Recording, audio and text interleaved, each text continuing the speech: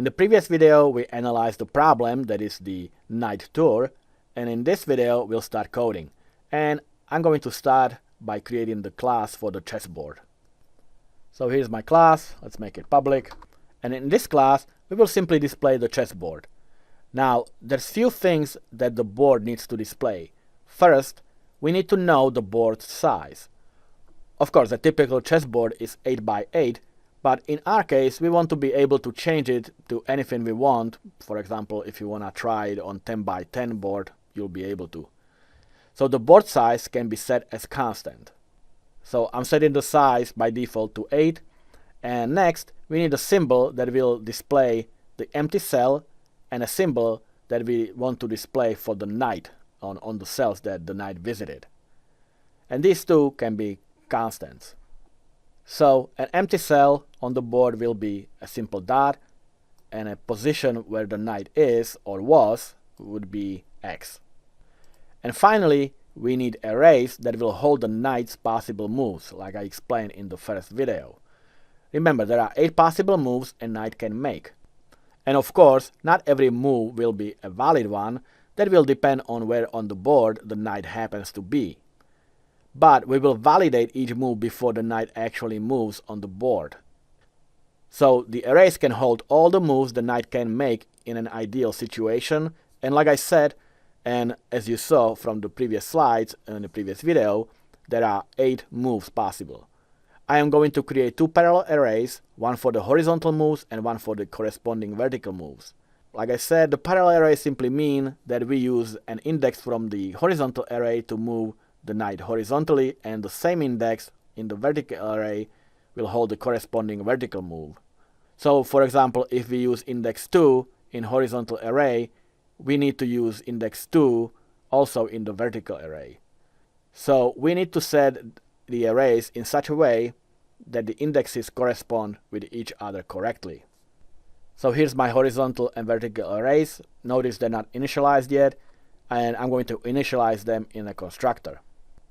So here's the arrays, and notice how I set them up. So for example, index 0 in the horizontal array moves the knight 2 spaces to the right because it's positive 2, and we will take the 0 index from the vertical and move the knight -1, which means going down. So we'll move 2 spaces to the right and 1 space down. If we take, for example, the last index, then we move the knight 2 spaces horizontally, so to the right, and 1 space up because it's +1, not negative. So these are all the L shapes that are valid for the knight to make, as you saw in the previous video. Now notice that the arrays are declared as private. And that's because I only want to use them in the board class. In fact, once initialized, I don't want any piece of code to be able to reset them, because these are the only valid moves and I want to keep them that way. So I need to have a method that would actually read them from other classes when I need to read them, but without the possibility to set them to anything else. That will return the values from the arrays, but without the ability to change the values we set at the object creation in the constructor. So here are my 2 methods, one that gets the horizontal and one that gets the vertical value from the arrays. They both expect an integer of I, which is going to be the index that we want to retrieve from each of the arrays. So we pass I into the method, and then we will return the value that corresponds with that I index in horizontal, and the same for the vertical. And there's one more variable that we need, and that's going to be our chessboard. And since chessboards have rows and columns, then we need 2-dimensional array. And I'm going to use a character array simply because we are going to be placing characters on it. We are going to place the dot to represent an empty square and the X to represent the knight. So here's my static chessboard, and I make it static because we just need one chessboard for the whole program, for the whole game. And now I simply initialize the array in the constructor, and the size I'm going to initialize it to is stored in the size constant. In our case, by default, it's 8 by 8. Alright, so that's our variables. So now let's create a method that will populate our initial board before each tour. All cells on the board will be populated with the empty cell symbol, which in our case is the dot. So we will simply loop through both dimensions of the array and assign empty cells symbol to each cell. So like I said, in the method, we will simply have a two-dimensional loop that loops through the rows and through the columns and displays the board symbol that is in each individual square as we loop through them. So there's nothing new or interesting in this particular loops. However, we need to also place the night on the board too.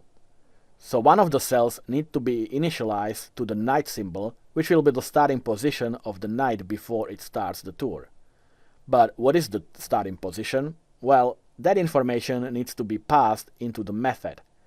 So we can pass the night horizontal and vertical positions as arguments. So over here, I will simply pass an integer of the night's current horizontal position and the integer of the night's current vertical position. And now, after the board is populated with the board symbols, we will simply override one of the cells with the index that is the horizontal and vertical argument passed into the method. So after the loop, one of our cells will be chessboard with the indexes of current horizontal and current vertical, and it will equal the move symbol, which is the night symbol, which is the X. Move symbol simply means that the night already moved on that cell before or is currently on it. Okay, so we populated our initial array, and one more thing we need to do is to display the board on the screen, of course. Now we will only be displaying the board when a tour is the best one yet, meaning it takes the most moves from all the previous tours, and also when we match our previous best tour. And of course we will display it at the end when a full tour is achieved. So we definitely need to display board method. So I'm going to basically display the same way we assigned the values in our cells, but this time to write the symbols on the screen. So here I'm looping through the rows and through the columns until we reach the end of the rows and the columns, and I am displaying the symbol that is currently in the cell or in the square that we are looping through with the indexes of R and C. And after the inner loop, we can display and start looping through the next line of the chessboard. But I want to format the display a little. On the top, I want to display the letters, and then on the left, I want to display the numbers for each row. And of course, I want to display each cell, which we are already doing in our loop. So let's display the top header, which is the letters. Now, we could simply manually type the letters A through H. However, we want to make it more flexible in case we decide to make the board different size other than 8 by 8. So to display the letters, we always start from letter A and we continue displaying the rest of the letters until we reach the last letter, which is going to be corresponding with the last column, or in other words, with the size of the array or of the board. If the board is 8 by 8, then the size of the board, of course, is 8, which means that there will be 8 letters, as you can see. Now, if the board is 10 by 10, then there, of course, will be 10 letters. So we can use a loop to display the letters, and we can loop until we reach the size of the board. How do we start the loop, though? Here's the ASCII table, and you can see that capital A over here in the ASCII table has an integer of 65. You can see the decimal over here. So we can actually start the loop from 65, which would represent the letter A, or capital A, and loop till we reach the size of the board. And as we loop through each of the integers, we will convert it to its corresponding character. So when we transfer 65 to a character, we'll get a capital A. If it converts 66 to a character, we'll get capital B, and so forth. So in our loop, first thing, I'll start with an empty space, so there's a little bit of padding from the left. So we'll start the loop, and we'll start with the I being equal to 65, which is the capital letter A. And we loop until we reach the size. But if we start from 65 and our size is only 8, then we won't even loop, because 65 is greater than size, and we loop only until I, which is 65, is less than 8, which is never true. So how can we loop from 65 to 8? We can start at 65, and we need to add 65 to our size. That's all there is to it. So when it says size, we will also add the 65. So we are still starting from the letter A, but this time we are looping until 73, because size is 8 and plus 65, which is our starting point, gives us 73, which makes for 8 letters to display if our board is 8 times 8. And of course we will do I++. And we only need to do one more thing, and that is to display the character. And we are displaying them in one line. However, if we just display what we have, then we would display actual integers, so we need to convert those integers to character.